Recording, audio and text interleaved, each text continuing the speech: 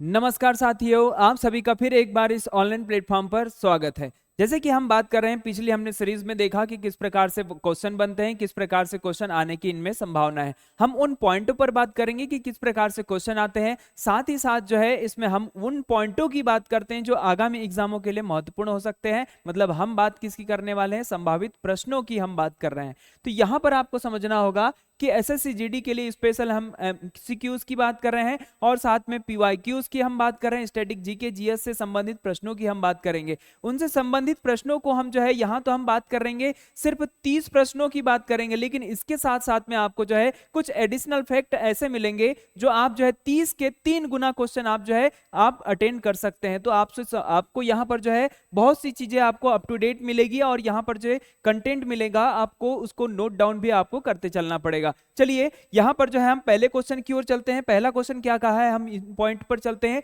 कि भारत में किस उद्योग में सबसे ज्यादा अधिक कामगार कार्यरत करते हैं। यहां पर क्वेश्चन क्या पूछा है कि किस उद्योग में सबसे ज्यादा भारत में कार्यरत कामगार है। इस पॉइंट को आपको याद रखना होगा। क्या यहां पर जो है क्वेश्चन जो दिया है, क्या वस्त्र उद्योग से, क्या लोहा एवं इस्पात उद्योग से, क्या कोयला या फिर उर्वरक से।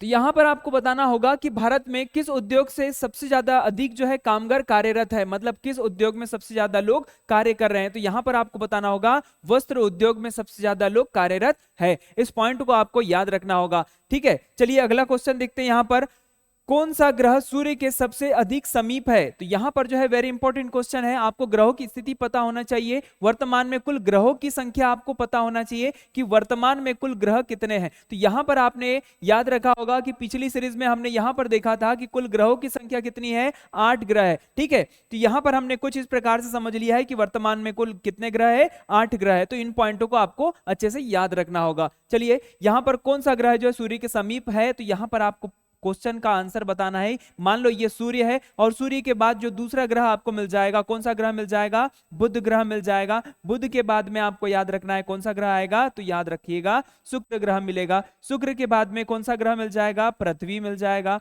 पृथ्वी के बाद में कौन आ जाएगा, मंगल। मंगल के बाद में बृहस्पति। बृहस्पति के बाद में आपको याद रखना है कौन सा ग्रह आ जाएगा, बताइए जरा। तो यहां पर आ जाएगा शनि ग्रह, आपको याद रखना है। उसके बाद में अरुण ग्रह मिल जाएगा। अरुण के बाद में वरुण ग्रह आपको याद रखना है। चलिए इसी प्रकार से हमने 8 ग्रहों को देख लिया। अब बात आती है यहाँ पर जो है सबसे बड़ा ग्रह कौन सा है। तो यहाँ पर आपको बताना होगा सबसे बड़ा ग्रह कौन सा है, ये हमारा बृहस्पति है। और सबसे छोटा ग्रह कौन सा है, तो बुध ग्रह है। तो ये इन पॉइंटों को आप जो है एडिशनल पॉइंट के रूप में याद रखना है। कुल ग्रहों की संख्या कितनी है, 8 ग्रह है। ये 8 ग्रह को जो है मान्यता किसने दी है, तो IAU इंटरनेशनल एस्ट्रोनॉमिकल यूनियन के द्वारा जो है इसे जो है ग्रह का दर्जा दे करके रखा है। चलिए यहां पर इसका आंसर क्या मिल जाएगा, सूर्य से दूसरा यहां पर क्वेश्चन क्या पूछा है, कौन सा ग्रह जो है सूर्य के सबसे अधिक समीप है। तो यहां पर इसका आंसर क्या बता सकते हैं आप, यहां याद रखिएगा बुध ग्रह। चलिए अगला क्वेश्चन देखते हैं। यहां पर भारत में कम्युनिस्ट पार्टी की स्थापना किसने की थी। बात किसकी हो रही है, कम्युनिस्ट पार्टी की स्थापना हो रही है। अब उन कम्युनिस्ट पार्टी की स्थापना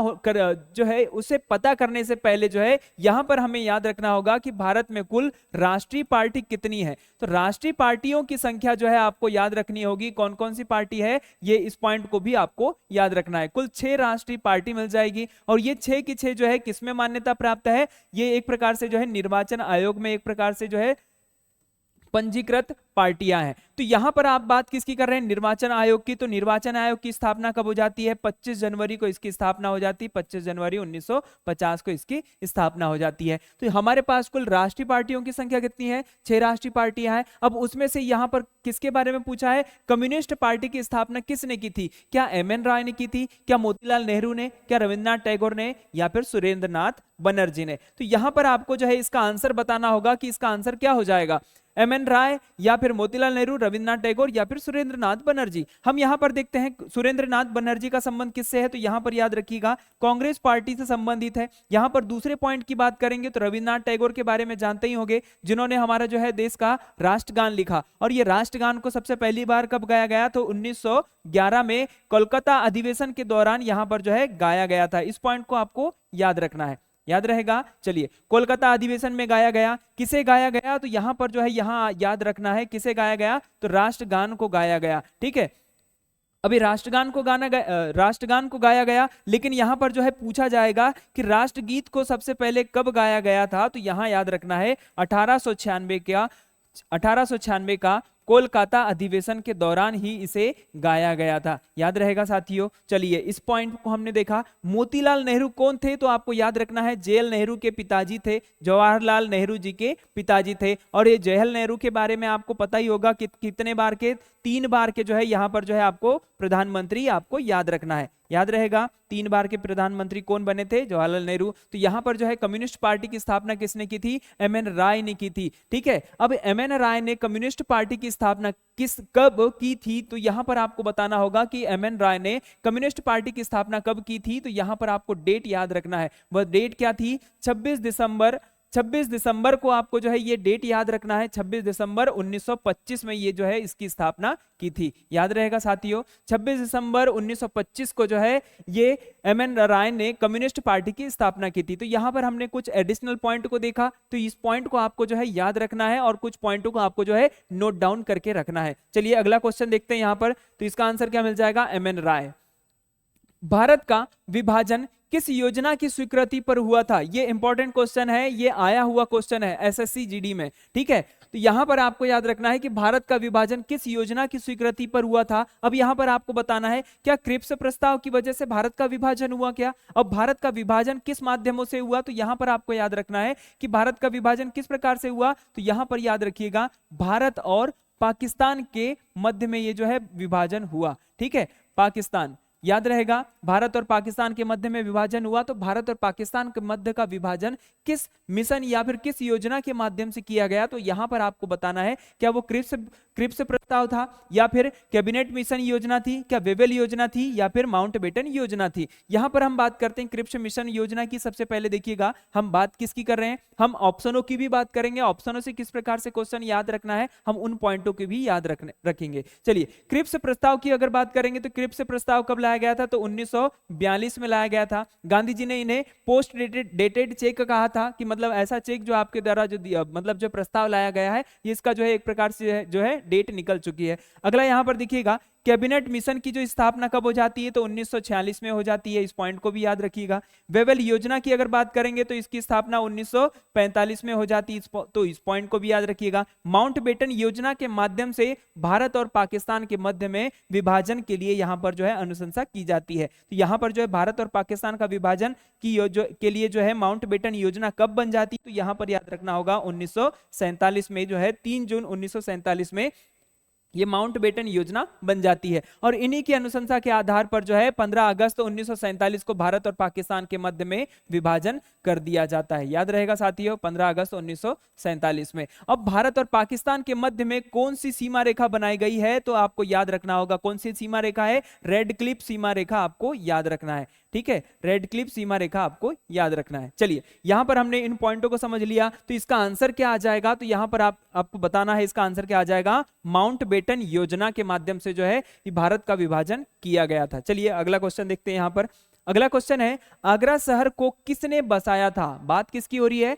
आगरा शहर की बात हो रही है। तो यहां पर आपको बताना है क्या अकबर ने आगरा शहर बसाया था, क्या जो है शाहजहां ने आगरा शहर बसाया, या सिकंदर लोदी ने, या फिर बहलोल लोदी ने। आपको बताना है इसका सही आंसर। चलिए इसका सही आंसर देखते हैं। आगरा शहर कहां स्थित है, तो यह आपको बताना है उत्तर प्रदेश में स्थित है। ठीक है, उत्तर प्रदेश में स्थित है। लेकिन इसे बनाया किसने, या फिर इसका जो है निर्माण कार्य किसने किया, तो यहां पर आपको बताना होगा किसने किया, सिकंदर लोदी ने किया। और सिकंदर लोदी ने जो है किस प्रकार से कब किया, तो यहां पर आपको बताना होगा 1504 ईस्वी में जो है इस सिकंदर लोदी के द्वारा जो है आगरा शहर को बसाया गया। याद रहेगा। चलिए अगला क्वेश्चन देखते हैं। यहां पर विद्रोही कवि किसे कहा जाता है, मोस्ट इंपॉर्टेंट क्वेश्चन है, ये आया हुआ क्वेश्चन है। तो इस पॉइंट को जो है आपको याद रखना ही होगा कि ये कब आया था। तो यहां पर अगर हम बात करेंगे तो 2021 में आया हुआ एक क्वेश्चन है। ठीक है, 2021 में आया हुआ क्वेश्चन है। तो यहां पर आपको पूछा है कि विद्रोही कवि किसे कहा जाता है। ये विद्रोही कवि क्या रामधारी सिंह दिनकर को कहा जाता है, या काजी नजरुल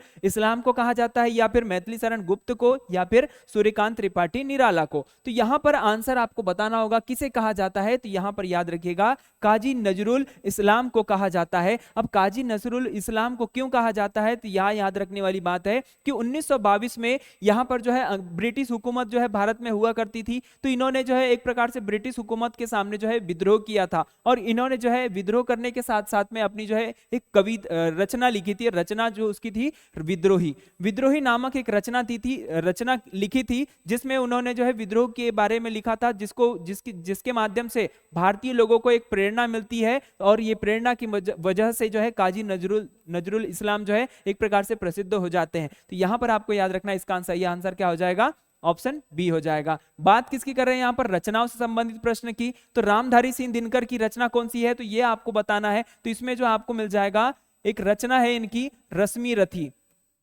रश्मि रथी, रश्मि रथी, ये आपको याद रखना है। और साथ में जो है इनकी रचना जो है और एक आपको याद रखना है, कौन सी रचना है, तो ये इंपॉर्टेंट रचना है, ठीक है, उर्वशी नाम की जो है एक रचना है इनकी, ये भी आपको याद रखना है। चलिए दूसरा देखते हैं यहां पर जो है इनके बारे में, तो हमने देख लिया विद्रोही जो है इनकी रचना थी। मैथिली शरण गुप्त की अगर रचना की अगर बात करेंगे तो इनकी जो रचना थी इंपॉर्टेंट वाली जो है साकेत थी। और यहां पर याद रखिएगा इनकी और एक रचना है भारत भारती नाम की जो है एक रचना इनकी थी, याद रहेगा साथियों। चलिए अब बात करते हैं यहाँ सूर्यकांत त्रिपाठी निराला की, तो यहाँ पर जो है इनकी एक रचना है, आपको याद रखना है, यहाँ पर याद रहेगा परिमल नाम की जो है इनकी एक रचना थी, याद रहेगा।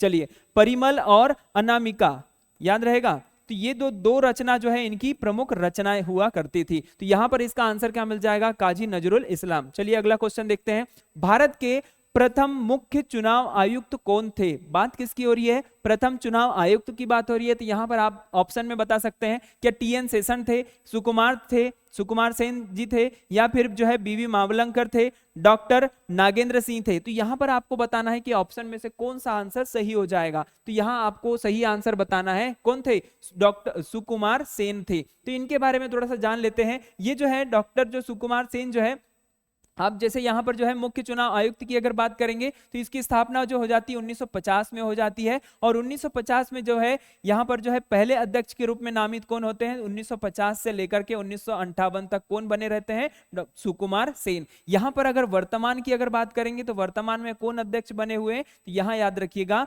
राजीव कुमार आपको याद रखना है, ठीक है, राजीव कुमार जो है मुख्य चुनाव आयुक्त है। इस प्रकार से आपको याद रखना है। इसका मुख्यालय की अगर बात करेंगे तो न्यू दिल्ली में आपको जो है इसका मुख्यालय आपको याद रखना है, ठीक है साथियों। चलिए यहां पर इस पॉइंट को हमने समझ लिया, तो इसका आंसर क्या आ जाएगा, सुकुमार सेन। अगला क्वेश्चन देखते हैं यहां पर, किसी राज्य में आरंभ में राष्ट्रपति शासन की अवधि कितनी होती है।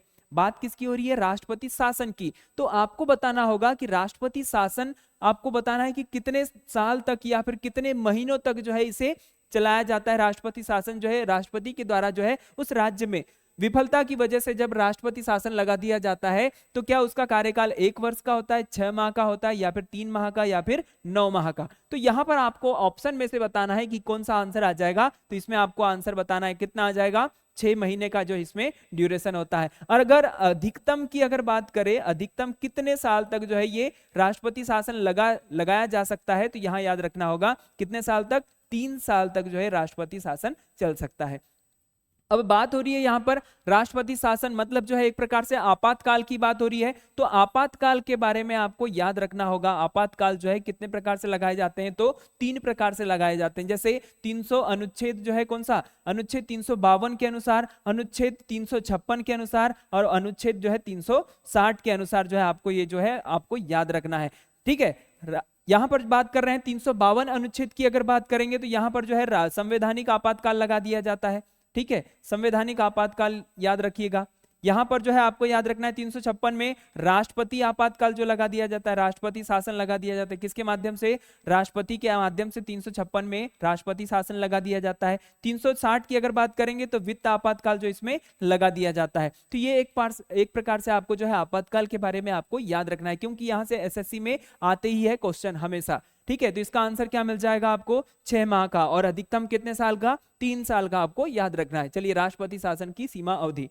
चलिए अगला देखते हैं यहाँ पर, राष्ट्रपति लोकसभा में कितने सदस्य मनोनीत कर सकते हैं? बात किसकी हो रही है? राष्ट्रपति की। तो राष्ट्रपति जो है किसकी बात हो रही है यहां पर? याद रखना लोकसभा की बात कर रहे हैं। तो लोकसभा में राष्ट्रपति जो है कितने सदस्य मनोनीत कर सकते हैं? साथ में यहां पर आपको बताना है कि राज्यसभा में कितने सदस्य मनोनीत कर सकते हैं। किसकी बात हो रही है? राष्ट्रपति की। ठीक है, तो राष्ट्रपति जो है यहां पर आपको क्वेश्चन पूछा है कि लोकसभा में कितने सदस्य जो है राष्ट्रपति जो है नियुक्त कर सकते हैं या फिर मनोनीत कर सकते हैं। तो यहां पर आपको ऑप्शन दिया है, क्या 2 या फिर 5 या 10 या फिर 12 आपको बताना है। जैसे हमने पिछली कक्षा में देखा कि लोकसभा कौन सा सदन कहलाता है? निम्न सदन कहलाता है, और राज्यसभा उच्च सदन कहलाता है। तो यहां पर आपको उनकी बात न करते हुए अभी अगर वर्तमान की बात करेंगे तो कुल मिलाकर के 545 सीट है, जिसमें से 2 सदस्य क्या होते हैं यहां पर जो लोकसभा में क्या होते हैं? मनोनीत होते हैं। याद रखिएगा इस पॉइंट को।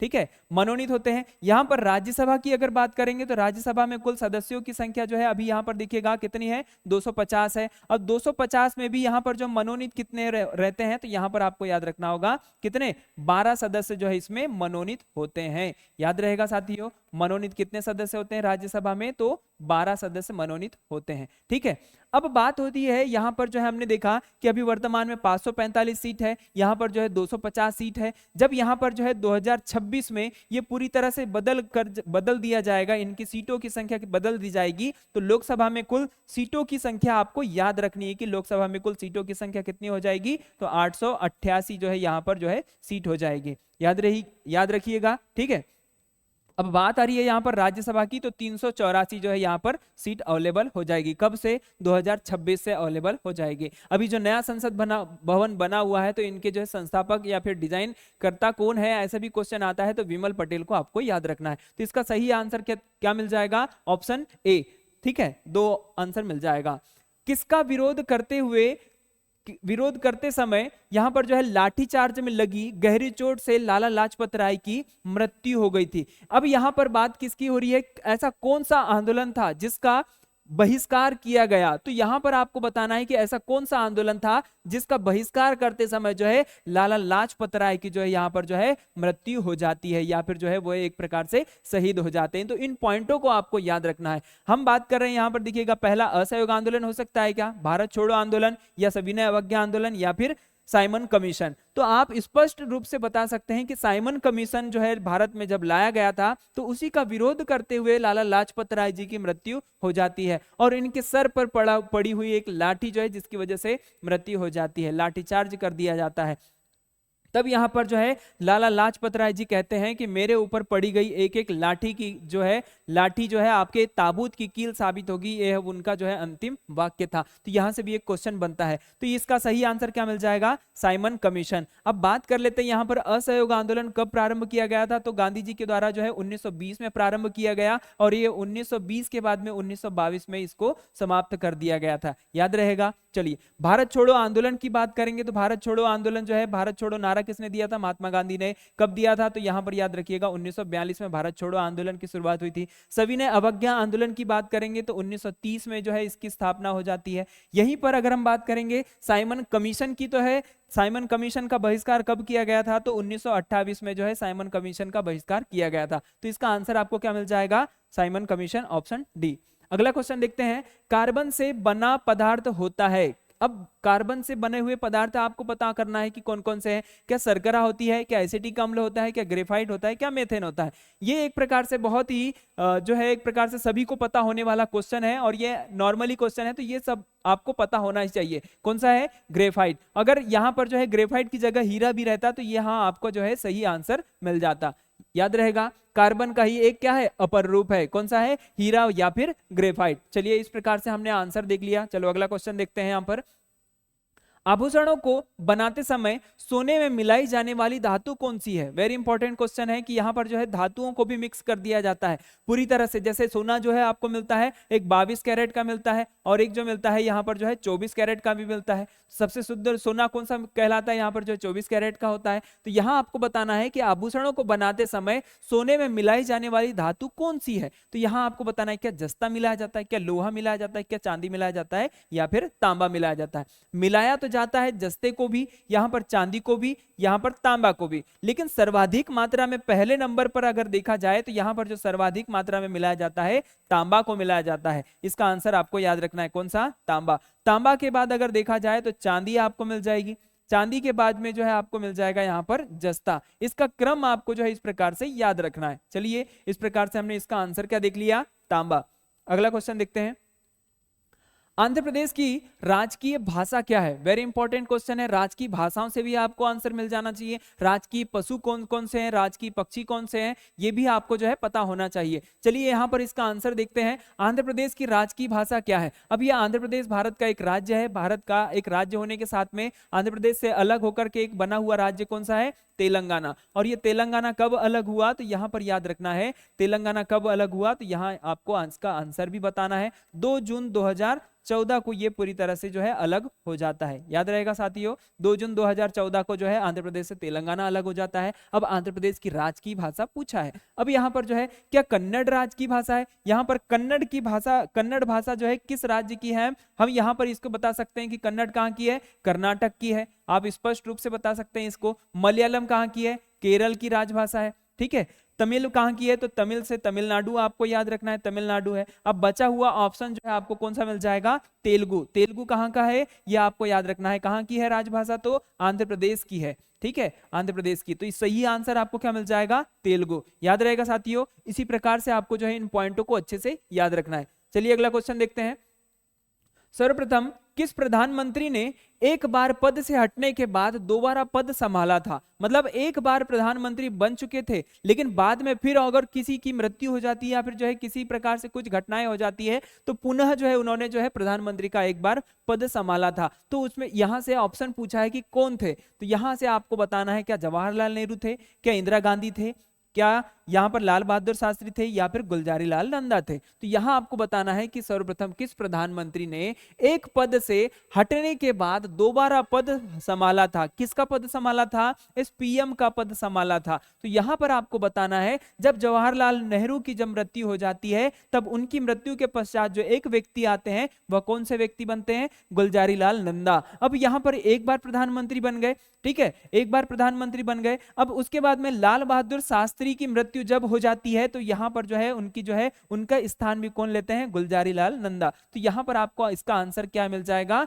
यहाँ पर आपको इसका सही आंसर क्या बताना है, गुलजारी लाल नंदा। ठीक है, इन दोनों की जगह लेने वाले व्यक्ति कौन थे, गुलजारी लाल नंदा। तो इस प्रकार से हमने इन क्वेश्चनों को समझा। चलिए अगला देखते हैं। यहाँ पर भोजन पकाते समय अधिकतम नष्ट होने वाला पदार्थ है। अब बात किसकी हो रही है, भोजन पकाते समय ऐसा कौन सा पदार्थ नष्ट हो जाता है? क्या वसा, कार्बोहाइड्रेट, प्रोटीन या फिर विटामिन? आपको बताना है कि भोजन पका रहे हैं हम लोग, जैसे कोई किसी प्रकार का हम जो पकवान बना रहे हैं, अगर उसमें ज्यादा पका रहे हैं तो उसमें कौन सा ऐसा तत्व जो है नष्ट हो जाता है या फिर पदार्थ नष्ट हो जाता है? तो आपको बताना है वसा होती है, कार्बोहाइड्रेट, प्रोटीन या फिर विटामिन। तो इसका सही आंसर आपको मिल जाएगा विटामिन। विटामिन को हमेशा याद रखिएगा। और विटामिन आपको जो है दो प्रकार से याद रखना है, एक जो है वसा में घुलनशील, ठीक है, वसा में घुलनशील, और एक जो आपको मिल जाएगा जल में घुलनशील। तो जल में घुलनशील और वसा में घुलनशील में आपको यहां देखिएगा विटामिन ए, डी, ई के, आपको इन पॉइंट को याद रखना है कि एडीई के जो होती है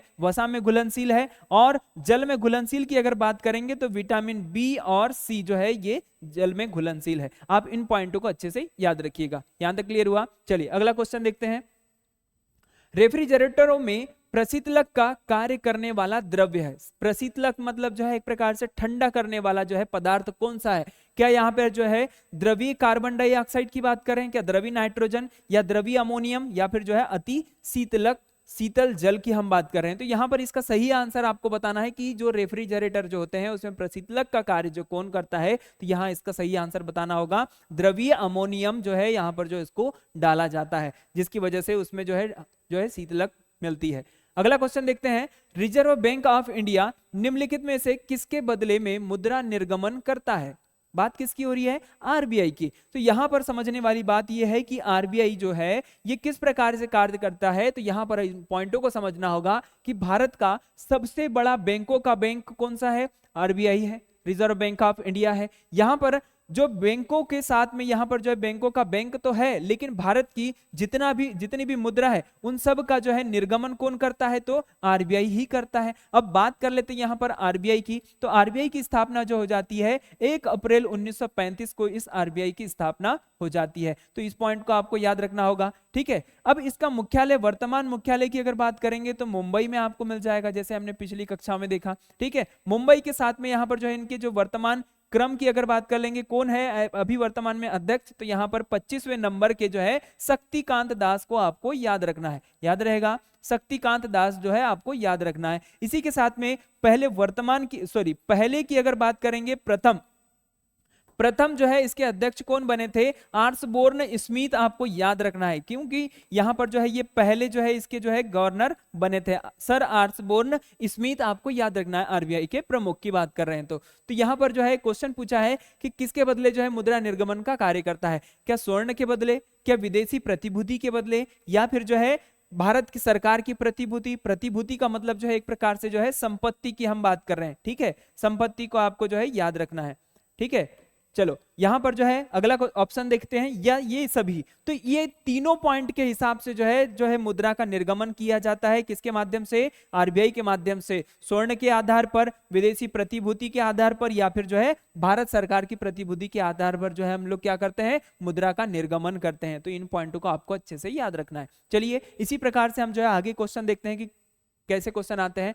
तुंगभद्रा नदी परियोजना किस राज्य में स्थित है, बात किसकी हो रही है, इस तुंगभद्रा नदी की बात हो रही है। अब ये जो तुंगभद्रा नदी है, ये नदी परियोजना जो है किस राज्य में स्थित है, ऐसा क्वेश्चन अगर आ जाए तो आपको बताना होगा क्या तमिलनाडु राज्य में है, क्या महाराष्ट्र में, क्या उत्तर प्रदेश में, या फिर कर्नाटक में। तो सिंपली इसका आंसर आपको बताना होगा, इसका आंसर क्या हो जाएगा, कर्नाटक में। और ये कर्नाटक में तो है, लेकिन ये किस नदी पर है, तुंगभद्रा नदी पर है। और ये तुंगभद्रा नदी जो है आपको याद रखना है, तुंगभद्रा नदी जो है यहां याद रखिएगा, तुंगभद्रा नदी जो है किसकी सहायक नदी है, तो कृष्णा नदी की सहायक नदी है। और कृष्णा नदी जाकर के कहां समाहित हो जाती है, तो बंगाल की खाड़ी में समाहित हो जाती है। याद रहेगा साथियों, बंगाल की खाड़ी आपको याद रखना है। और ये जो तुंगभद्रा नदी परियोजना जो बनाई गई थी, ये कब बनाई गई थी, तो यहां पर आपको याद रखना है 1953 में ये बन करके तैयार हो जाती है। और इसी के साथ में जो एक और राज्य आपको याद रखना होगा, एक और राज्य जो मिल जाएगा, आंध्र प्रदेश। ये आंध्र प्रदेश की संयुक्त परियोजना है, कौन सी,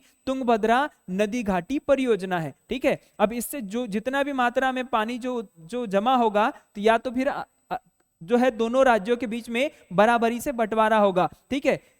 तो इस प्रकार से आपको जो इसका आंसर क्या है मिल जाएगा, कर्नाटक। तो इसमें आपको याद रखना है। चलिए अगला क्वेश्चन देखते हैं, डीजल लोकोमोटिव कारखाना कहां स्थित है, वेरी इंपॉर्टेंट क्वेश्चन है ये, रेलवे का भी फेवरेट क्वेश्चन है, तो इसमें भी आपको याद रखना है, ठीक है।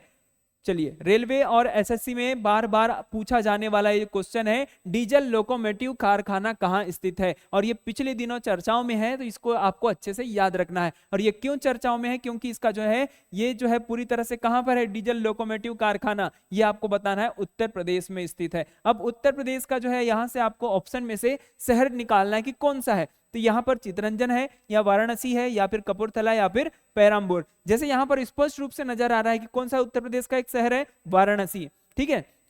तो यहां याद रखना है, वाराणसी में जो है डीजल लोकोमोटिव जो है कारखाना स्थापित किया गया है। और ये डीजल लोकोमोटिव कारखाना जो है इसका हाल ही में नाम बदल करके जो है बनारस लोकोमोटिव कारखाना कर दिया गया है। तो इसमें आपको जो है ये याद रखना है, बनारस लोकोमोटिव जो है आपको याद रखना है। याद रहेगा साथियों, लोकोमोटिव कारखाना ये कहां पर स्थित है, तो ये आपको मिल जाएगा उत्तर प्रदेश में है, ठीक है, उत्तर प्रदेश में है। तो ये इस प्रकार से आपको जो है इसका याद रखना है नाम। और ये नाम बदल करके कब कर दिया गया बनारस लोकोमोटिव, तो यहां याद रखिएगा 2020 में इसका नाम बदल दिया गया है। चलिए इस प्रकार से हमने क्वेश्चनों को देखा, इसका सही आंसर क्या लगा है, वाराणसी। किस देश में टीन का सबसे अधिक उत्पादन होता है, बात किसकी हो रही है, टीन। यहां पर जो है खनिज अयस्कों से भी आपको जो है क्वेश्चन मिल जाएंगे कि कौन से तत्व का कहां उत्पादन किया जाता है, जैसे राज्यों से क्वेश्चन पूछ लेगा, साथ ही साथ जो है फसलों से भी पूछ लेगा कि सबसे ज्यादा जो है चीनी का उत्पादन करने वाला देश कौन सा है, तंबाकू का उत्पादन करने वाला देश कौन सा है, राज्य भी पूछ लेगा कि भारत का एक ऐसा कौन सा राज्य है जो सबसे ज्यादा मात्रा में तंबाकू का उत्पादन करता है। तो चलिएगा यहां पर हम बात कर रहे हैं टीन का सबसे ज्यादा उत्पादन करने वाला, ठीक है, किस देश में सबसे ज्यादा जो है टीन का उत्पादन होता है, क्या ऑस्ट्रेलिया में, क्या मलेशिया में, क्या चीन में, क्या थाईलैंड में? तो यहां आपको बताना है इसका सही आंसर क्या हो जाएगा, चीन में सबसे ज्यादा मात्रा में टीन का उत्पादन किया जाता है। चलिए, ऑस्ट्रेलिया एक देश है, ये मलेशिया की बात करेंगे तो एशिया का ही देश है, और ये भी जो है एक प्रकार से थाईलैंड जो है ये एशिया का ही देश है। तो यहाँ पर जो है पूरे देश जो है एक ये तीनों देश जो है एशियाई कंट्री है, और ये ऑस्ट्रेलिया जो है एक देश भी है और एक महाद्वीप भी है। चलिए अगला क्वेश्चन देखते हैं। भारतीय सर्वेक्षण, किसकी बात हो रही है, भारतीय सर्वेक्षण निम्न में से किसके अधीनस्थ है? बात किसकी हो रही है, भारतीय सर्वेक्षण, जितना भी सर्वे होगा ये पूरा का पूरा जो है किसके अधीन कार्यरत होगा? तो यहां आपको बताना है क्या रक्षा मंत्रालय, और रक्षा मंत्रालय में भी किसके पास, रक्षा मंत्रालय में यहां याद रखना है कि रक्षा मंत्री कौन है अभी वर्तमान में, राजनाथ सिंह ही है। आपको ये पॉइंट याद रखना होगा, ठीक है, राजनाथ सिंह जो है वर्तमान में रक्षा मंत्री है। यहीं पर दूसरी बात कर लेते हैं, पर्यावरण और वन मंत्रालय क्या इसके अधीन कार्यरत होगा? तो ये इसमें भी बात कर लेते हैं। यहाँ पर इसके वर्तमान मंत्री कौन है, भूपेंद्र सिंह, आपको याद रखना है, ठीक है, भूपेंद्र सिंह वर्तमान में जो है पर्यावरण एवं वन मंत्रालय के मंत्री है। गृह विज्ञान की अगर बात करेंगे तो गृह मंत्री कौन है, अमित शाह जी जो है, आपको याद रखना है, ठीक है।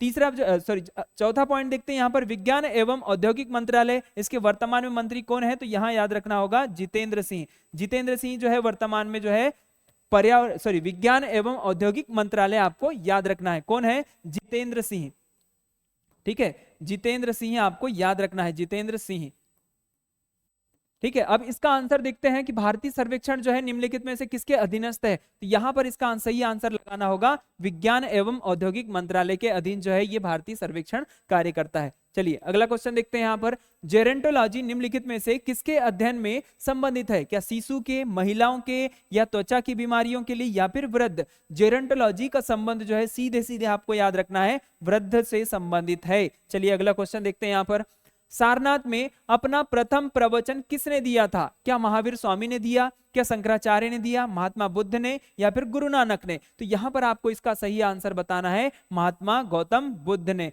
और महात्मा गौतम बुद्ध ने ये जो है सबसे पहले जो है अपना जो है प्रथम उपदेश या फिर प्रवचन कहाँ दिया? सारनाथ में दिया। और ये सारनाथ है कहाँ पर? उत्तर प्रदेश में स्थित है। और उत्तर प्रदेश में इन्होंने जो है अपने 5 शिष्यों को जो है सबसे पहले जो है इन्होंने जो है एक प्रकार से प्रवचन दिया था, याद रहेगा साथियों। चलिए, महात्मा गौतम बुद्ध आपको याद रखना है।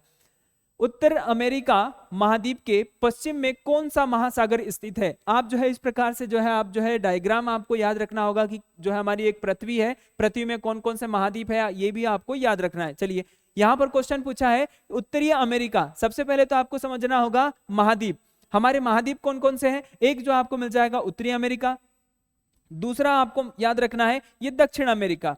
पहला मिला हमको उत्तरी अमेरिका, दूसरा आपको याद रखना है दक्षिण अमेरिका, यह है अफ्रीका मध्य भाग में, और यह है यूरेशिया, मतलब ये एक प्रकार से जो है इस वाले भाग में एशिया मिल जाएगा, और ऊपर यहां पर जो है ये पूरा का पूरा जो है ये यूरोप वाला क्षेत्र कहलाएगा, और यूरोप वाले के बाद में यहां पर जो है एशिया हो जाएगा, याद रहेगा साथियों, एशिया। और एशिया के बाद में यहाँ पर ऑस्ट्रेलिया, ऑस्ट्रेलिया के बाद में यहाँ पर अंटार्कटिका। तो यहाँ पर पूछा क्या है कि उत्तरी अमेरिका महाद्वीप के पश्चिमी भाग में ये हमने इस प्रकार से बांटा, और ये उसका हो गया पूर्वी भाग, और ये पूर्वी भाग के हिसाब से हमने देखा, और ये हो गया पश्चिमी भाग। तो आपको बताना है कि पश्चिमी भाग में कौन सा महासागर स्थित है? तो यहां पर आपको बताना है पैसिफिक ओशियन। पैसिफिक ओशियन का मतलब प्रशांत महासागर आपको याद रखना है। तो इसका सही आंसर क्या हो जाएगा? प्रशांत महासागर। इसकी स्थिति देखिएगा, अब इसके जो है पूर्वी भाग की अगर बात करेंगे तो अटलांटिक ओशियन,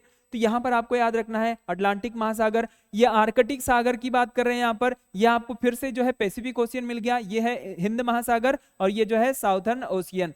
तो इस प्रकार से हमने जो है महासागरों को भी देखा और महाद्वीपों की स्थिति को भी समझा। तो आपको इस प्रकार से आपको याद रखना है। तो इसका सही आंसर क्या मिल जाएगा? प्रशांत महासागर। अगला क्वेश्चन देखते हैं, माओरी जनजाति का निवास क्षेत्र कहाँ पाया जाता है? अब ये माओरी जनजाति है ना, भारत में सबसे ज्यादा जनजाति है, और साथ में यहां पर देखिएगा विश्व में सबसे ज्यादा जनजाति आपको किस महाद्वीप में देखने को मिलेगी? तो यहां पर आपको जो है मिल जाएगा ये मध्य भाग में, ये इस प्रकार से जो आपको जो दिखाई दे रहा है, तो यहाँ पर आपको याद रखना है, ठीक है। ये जो अफ्रीका वाला जो क्षेत्र है इसमें सबसे ज्यादा मात्रा में जो है आपको जो है जनजातियां मिल जाएगी। जैसे हमने यहाँ पर देखा ये अफ्रीका महाद्वीप को काला महाद्वीप कहा जाता है, तो इस पॉइंट को आपको अच्छे से याद रखना है। काला महाद्वीप में सबसे ज्यादा जनजातियां निवास करती है। और यहाँ पर जो क्वेश्चन पूछा है कि माओरी जनजाति जो है का निवास स्थान कहाँ पर है, क्या ऑस्ट्रेलिया में है, क्या न्यूजीलैंड में है, क्या नीदरलैंड में है, क्या फिनलैंड में है। तो यहाँ पर इसका आंसर बताना होगा न्यूजीलैंड। न्यूजीलैंड में जो है आपको ये जो है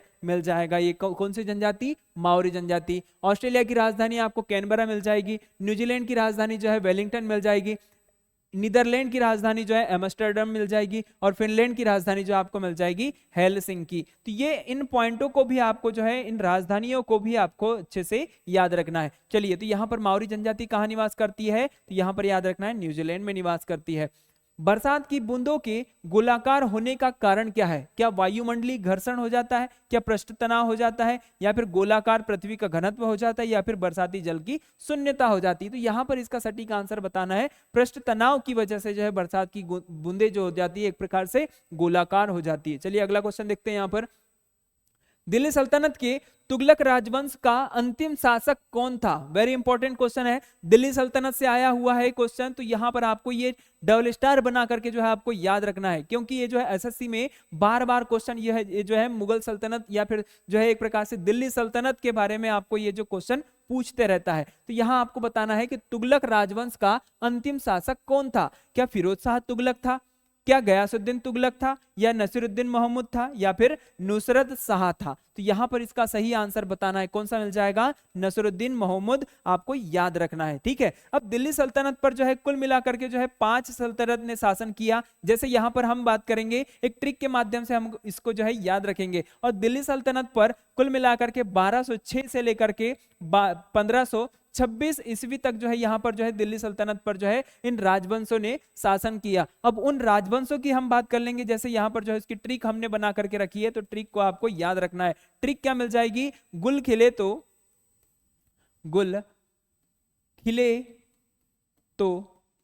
सूंघ लो। आपको ये ट्रिक याद रखनी है। और याद कैसे रखोगे, तो मैंने आपको बता दिया, गुल खिले तो सूंघ लो। थोड़ी फनी आपको जो है एक प्रकार से ट्रिक मिल रही है, तो आपको इसको याद रखना ही होगा, ठीक है। अब गुल से आ जाएगा गुलाम वंश आ जाएगा, आपको गुलाम वंश याद रखना है, गुलाम वंश, ठीक है। खिल से यहां पर आपको याद रखना है, खिल से क्या आ जाएगा, खिलजी वंश आपको याद रखना है, ठीक है। याद तो रहेगा ही इसी प्रकार से, है ना। यहां पर जो है आपको याद रखना है कौन सा वंश मिल जाएगा, तुगलक वंश मिल जाएगा, तुगलक वंश। और यहां पर जो है यहां एक और वंश मिल जाएगा, सैयद वंश। और सैयद वंश के बाद में लो से आ जाएगा लोदी वंश, आपको याद रखना है, ठीक है। लोदी वंश आपको याद रखना है। तो इस प्रकार से जो आपको 5 वंश के बारे में आपको मिल गया, जिन्होंने कुल मिलाकर के 1206 से लेकर के 1526 तक इन्होंने शासन किया। कितने वंश थे, 5 वंश थे, जिसमें यहाँ पर बात किसकी हो रही है, तुगलक वंश की। तो चलिए इसका आंसर क्या मिल जाएगा, नसरुद्दीन महमूद, आपको इसका आंसर मिल गया। अगला क्वेश्चन है, भारतीय रुपए का अंतिम बार अवमूल्यन किस वर्ष किया गया था। बात किसकी हो रही है, अवमूल्यन। अब यह अवमूल्यन होता क्या है, जैसे भारत की मुद्रा है, अब इसका जो है भारतीय मुद्रा की अगर बात कर रहे हैं तो भारत में ही इसका वैल्यू हमको पता नहीं चलेगा। हम बात किसकी करेंगे, अंतर्राष्ट्रीय स्तर पर, बाहर, जैसे भारत के बाहर की बात करेंगे। तो जैसे ही यहाँ पर जो है मुद्रा का जो है वैल्यू क्या हो जाती है, बाहर अंतर्राष्ट्रीय स्तर पर कम हो जाती है, तो यहाँ पर हम क्या कर देते हैं, मुद्रा का अवमूल्यन कर देते हैं। और ये जो है कब किया गया था, तो क्या 1966 में, क्या 1991 या 1994 या फिर 2004। तो यहां पर आपको याद रखना होगा 1991 में जो है मुद्रा का अवमूल्यन कर दिया गया था। चलिए अगला क्वेश्चन देखते हैं। यहां पर निम्न में से कौन सी नदी गुजरात की जीवन रेखा कहलाती है। आपको ये पॉइंट याद रखना ही होगा। जैसे हमने राजस्थान की जीवन रेखा किसे कहा, हमें इस पॉइंट को भी याद रखना है, ठीक है। राजस्थान की जीवन रेखा किसे कहा हमने, तो यहाँ राजस्थान की जीवन रेखा कल हमने डिस्कस किया था, कौन सी, यहां याद रखिएगा, इंदिरा गांधी नहर परियोजना को हमने जो है याद रखना होगा, ठीक है। इंदिरा गांधी नहर को हमने राजस्थान की जीवन रेखा कहा था, जिसकी लंबाई कुल कितने किलोमीटर थी, 649 किलोमीटर, इसकी याद रखना है, ठीक है, लंबाई, ठीक है। कहां से निकलती है, तो पंजाब वाले क्षेत्र में, और ये हरी के बैराज से निकलती है, हमने इस पर भी पॉइंट पर डिस्कस किया है। चलिए यहां पर पूछा है कि कौन सी नदी जो है गुजरात की जीवन रेखा नदी के नाम से जानी जाती है, क्या बताना है आपको। यहाँ पर कृष्णा नदी है, क्या नर्मदा नदी है, क्या महानदी है, क्या ताप्ती नदी है। अब इसमें से सही आंसर आपको मिल जाएगा कौन सी नदी, नर्मदा नदी, ठीक है, जिसे मध्य प्रदेश की भी जीवन रेखा के नाम से भी जाना जाता है। चलिए यहाँ पर याद रखना, कृष्णा नदी और महानदी, ये दोनों नदी जो है एक प्रकार से याद रखिएगा पश्चिम बंगाल मतलब बंगाल की खाड़ी में गिरने वाली नदी है, बंगाल की खाड़ी में गिरने वाली नदी है। ठीक है, बंगाल की खाड़ी में गिरने वाली नदी है। अब यहाँ पर नर्मदा और ताप्ती जो है एक प्रकार से आपको याद रखना है अरब सागर में गिरने वाली नदी है, याद रहेगा साथियों, अरब सागर में गिरने वाली नदी आपको याद रखना है कौन सी, नर्मदा और ताप्ती, कृष्णा और महानदी बंगाल की खाड़ी में। तो इस प्रकार से इसका आंसर क्या मिल जाएगा, नर्मदा। अगला क्वेश्चन देखते हैं, वे ग्रह कौन से हैं जिनके चारों ओर परिक्रमा करने वाला उपग्रह ही नहीं है। हम जैसे पृथ्वी का एक उपग्रह मानते हैं, जैसे कौन है, चंद्रमा है, तो वैसे ही यहां पर पूछा है कि ऐसे कौन कौन से ग्रह है जिनके चारों ओर परिक्रमा करने वाला उपग्रह ही नहीं है। कौन कौन से हैं, क्या मंगल और शुक्र है, क्या बुध और शुक्र है, क्या मंगल और बुध है, या नेपच्यून और यूरेनस है। इन सब के जो है यहाँ पर जो है किसी न किसी प्रकार से उपग्रह देखने को मिल जाएंगे, लेकिन ऐसे दो ग्रह है जिनके कोई भी उपग्रह नहीं है। ठीक है, तो यहाँ पर इसका सही आंसर क्या बताना है, बुध ग्रह के जो है कोई भी उपग्रह नहीं है और शुक्र ग्रह के भी कोई उपग्रह नहीं है। चलिए,